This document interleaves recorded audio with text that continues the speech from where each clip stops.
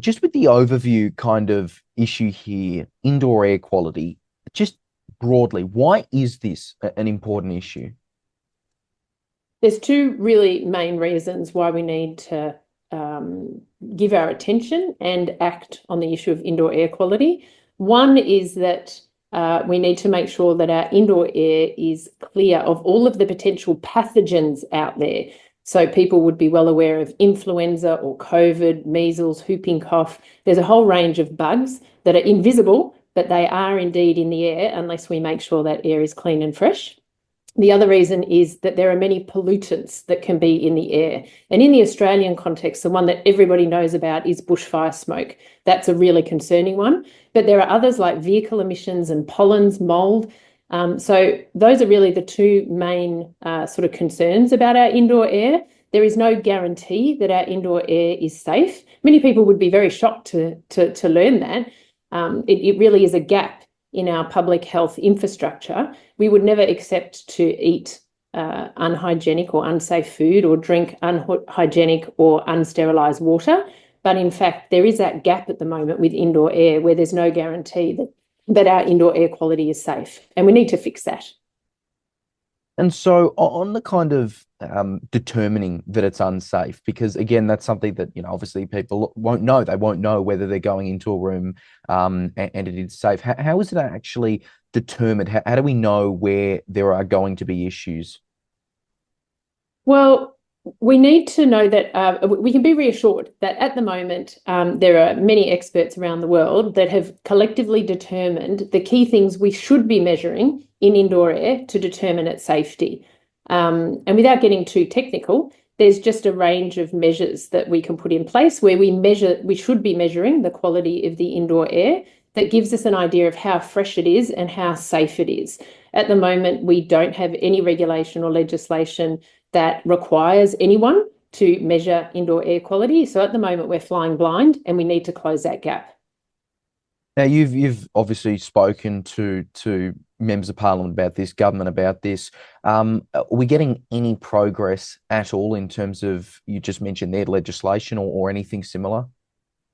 I think the progress, certainly in 2024, has been that the conversations that I've been having, along with experts at Burnet Institute, the Australian Academy of Science, many different bodies. We've got a whole big group of people together, including scientists, researchers, aerosol scientists, engineers, architects, designers, facility managers, builders, regulatory experts, work health safety experts, and industry experts, like the people who make HVAC machines or those air conditioning machines, air purifiers, and so forth. We've got all of these experts together, and together we're advocating that this issue really moves up the agenda in terms of important issues for leaders, especially our politicians in Canberra, to act on. But the good news for 2024 is that rather than the conversations we've been having in the last few years, where we've been trying to illustrate why this is an important issue, I think that's now been accepted. Our politicians, our leaders do understand that this is an important issue, especially around pandemic preparedness, being prepared for the next pandemic, making sure we're not in such a mess like we were when COVID hit, make sure our buildings are ready and safe for the next pandemic so that schools can stay open, so that businesses can stay open, so that we can continue to live more of a normal life, even in a pandemic scenario. And also make sure our buildings are more climate resilient, especially with regard to bushfires and bushfire risk. We've moved from, is this important? I think everyone now gets it. Yes, it's important. We've moved to, how can we fix this problem? How can we move on? What are the sensible steps going forwards between today and an Australian built environment that is guaranteed to have safe, clean air indoors? You mentioned before on bushfires, and we all know how big of an issue that can be with air quality. I remember 2020, I was in Albury during some of the fires, and I was wearing a dust mask outside because I didn't know what to do. It was awful air quality. I mean, I was wearing a mask before COVID, so got in early there. But with COVID, in a way, as awful as COVID is and has been, do you think that has helped in a way to spur on the conversation about air quality and indoor air quality? Oh, COVID has definitely been a big prompt. In fact, it's brought a huge number of people into this conversation, including people like me.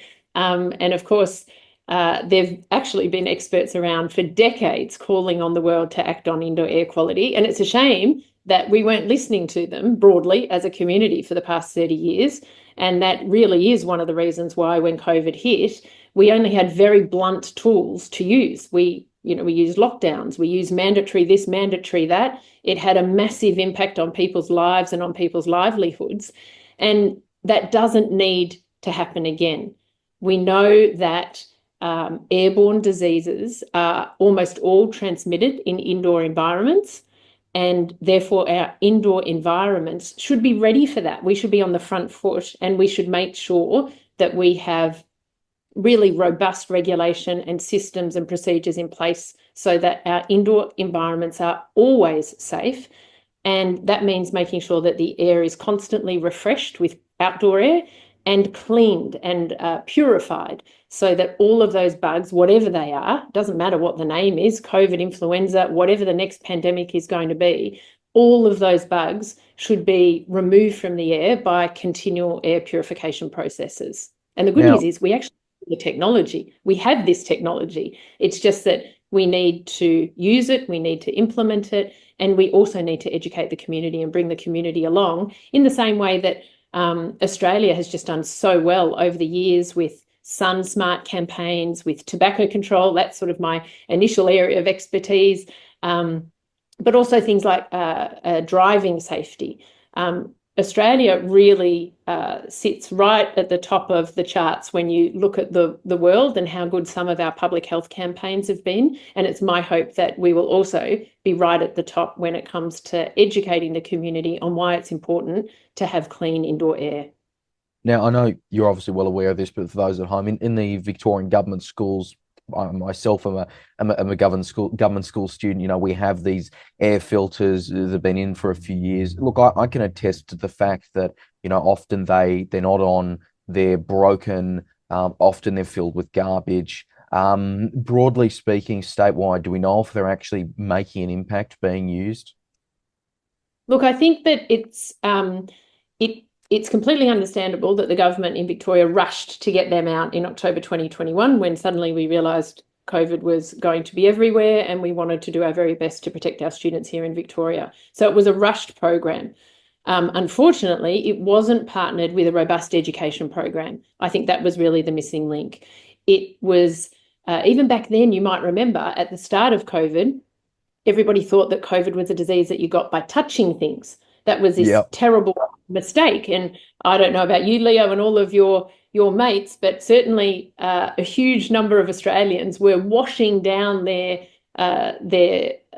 supermarket products when they either got delivered to the door or when you went and picked them up. You know, people were really in hand sanitizer, which is a very nice general hygiene measure, but it's not relevant to COVID. COVID is an airborne disease. It's a disease you get by breathing in tiny invisible particles that are in the air. It's a little bit like cigarette smoke.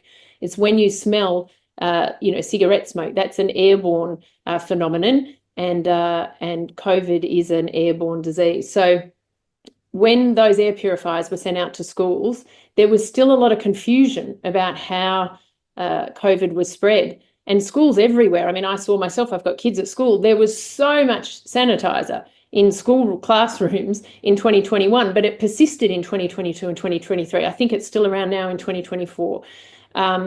So I think that the air purifier program was really held back, I think, by that lack of a proper education program, really making sure that not just the teachers, but also students, parents, the whole school community needed to understand why air purifiers were important.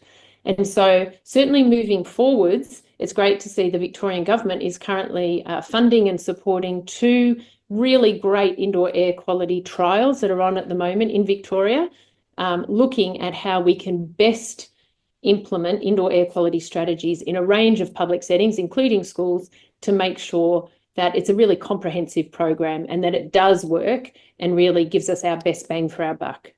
Oh, please don't go back to that early 2020. Oh, that whole the COVID management at that point was that was something. And you're right, by the way, hand sanitizer, I can again attest, it is definitely still in schools. for some reason. Not that I don't think it's really being used much. Just finally, and you touched on it at the end there, but moving forward, is there anything in particular in 2025 that we're looking at in terms of further measures, further conversations with government? What are you going to be specifically looking at? Well, I was very lucky to be involved with a meeting with the Prime Minister this year. I'm very happy to say he was very interested in this topic and is keen to move forwards. In particular, we're very keen for him to appoint a multidisciplinary task force, basically a task force to work on the issue of indoor air quality, because it is a tricky issue. It's not something you can just, it's not just going to take one sort of action or measure. There's going to be a whole range of steps forwards between now and when we have a really robust indoor air quality setting in Australia. So we need that task force with a whole range of disciplines involved. The first thing they need to do, in my view, is to set indoor air quality standards, actually articulate clearly what does indoor air quality look like when it's safe. And so that business owners, headmasters, other people who run buildings actually know what do they need to aim for, what kind of processes should they put in place. We need to do all of that so we can help every building owner everywhere, protect their occupants and anyone who frequents that building. But at the same time, I really would love to see an education campaign, a bit like a slip, slop, slap sun campaign, something like that. Maybe someone out there will have a really, nice little tagline that we can work on for clean indoor air. We definitely need to see people in the community understand it's important for their health. It's also important for school kids. It turns out that kids get better marks if their school classrooms have better indoor air quality. So it will also uplift your academic performance. It also improves business productivity. And although there is some initial cost, you get a lot of bang for your buck. For every dollar you invest in indoor air quality, you get at least $10 back. So businesses across the world are increasingly interested in this issue and acting, and I'd love to see more Australian businesses get there too. I hope you're right about that. Better marks thing. I better add extra air quality for my classrooms. And I know I mentioned just finally there, but also go ahead. Yeah, can I just mention that? Absolutely, school kids should be learning in indoor environments, in classrooms with excellent indoor air quality. There's actually a huge amount of data showing that kids will get better maths marks, better English marks. They can focus better, and their academic outcomes are superior. So absolutely, school kids should be demanding much better indoor air quality. Absolutely. I know I mentioned just finally there, but also just very quickly as well. Are there any international examples that we're able to look at here? Is there anyone we can take, inspiration of it? Australia, often has to follow the world in terms of we did in COVID responses. What can we look at, or is there anything we can look at here? Well, the good news is there's many brilliant examples that just spring to mind. Just last week, the UAE, United Arab Emirates, just set very bold indoor air quality standards. And, so we already have one excellent example at a whole country level. Ireland, Belgium, the Netherlands, France are doing fantastic things on indoor air quality. South Korea, fantastic on indoor air quality. But if you're also looking at other examples, if you're just looking at businesses, so JP Morgan, the biggest bank in America, is opening its new flagship headquarters in New York next year. And that building, this huge building on Park Avenue, New York, has excellent top-of-the-range indoor air quality. And they're not doing that because it's some nice to have. They're doing that because the space needs to be safe for their employees. It reduces absenteeism. It improves their productivity. It's a good business decision. And the other great example for you is the Boston Public Schools program. So since October 2021, the Boston Public School program has had live indoor air quality monitoring in every single classroom, hallway, and nursing station in more than 120 schools in Boston Public Schools. Every one of those schools has an indoor air quality monitor in all of those spaces, an air purifier as well in all of those spaces. And I think, they're just such a shining example of what can be done if you really want to protect your students and your teachers from not just all of the pathogens, but also all of the pollutants that can be coming into your spaces. So there's Well, some great examples, and I hope that Australia can be amongst the leaders. That's absolutely going to be my goal for 2025, and I'm going to do everything I can to make that happen. we will keep a close eye on it. I'm sure we'll catch up in the future. Really appreciate your time. Thank you so much. Thanks for having me, Leo.